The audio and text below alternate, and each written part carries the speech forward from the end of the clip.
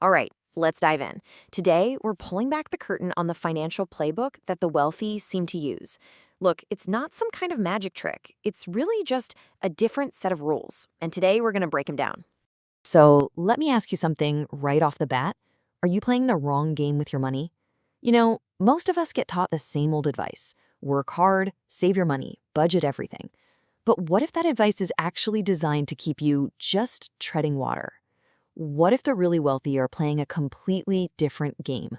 Well, it turns out they are. They operate by a playbook that you just don't learn in school. So what we're going to do right now is break down the 7 most powerful and kind of unconventional rules they live and breathe by. Okay, rule number 1. And honestly, this is the foundation for everything else. Make your money work for you. And that's not just some catchy little phrase. It's a complete shift in how you think about income.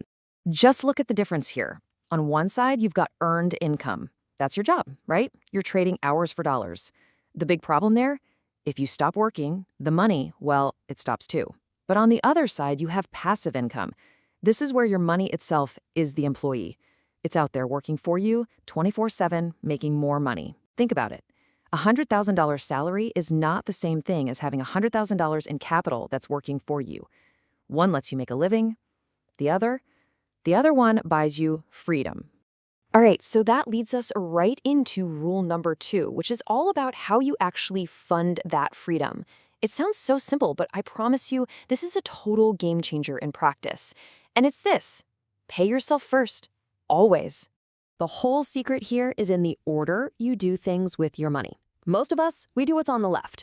The paycheck hits the bank, we pay our bills, we buy our stuff, and then we try to save whatever's left over, which, let's be honest, is usually zero or close to it. The wealthy, they completely flip that script.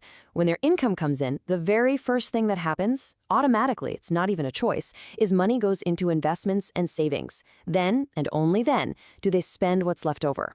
It's this one habit that makes sure their wealth-building machine never, ever starves. So, okay, you're paying yourself first, but what are you supposed to be buying with that money? That brings us to rule number 3. And this is a big one.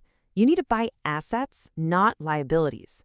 Seriously, getting this one difference right, it's everything. So, what's an asset exactly? The definition is actually super simple. An asset is anything that puts money into your pocket. That's it. It's something that pays you. And a liability? You guessed it. It's the exact opposite. It's anything that takes money out of your pocket. It costs you money to own it. Simple, right? But it is so, so profound. Let's make this super clear with a few examples. In the assets column, you've got things that make you money. Think index funds, rental properties that give you cash flow every month, or even owning a piece of a business. These are the things that build your wealth. And on the other side, the liabilities.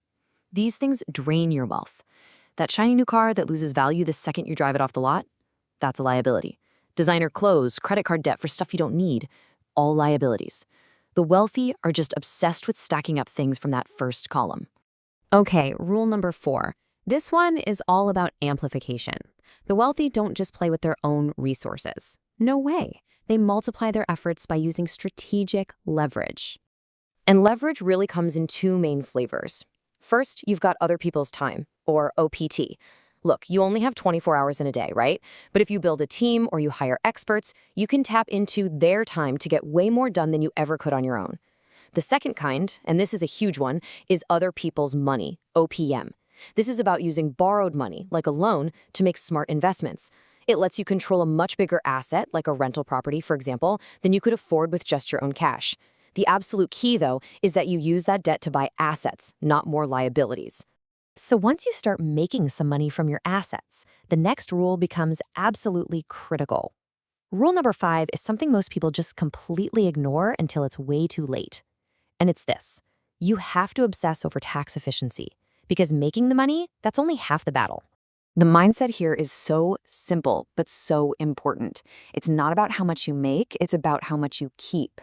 Every single dollar you can legally save from taxes is another dollar you can put back to work for you, compounding and growing.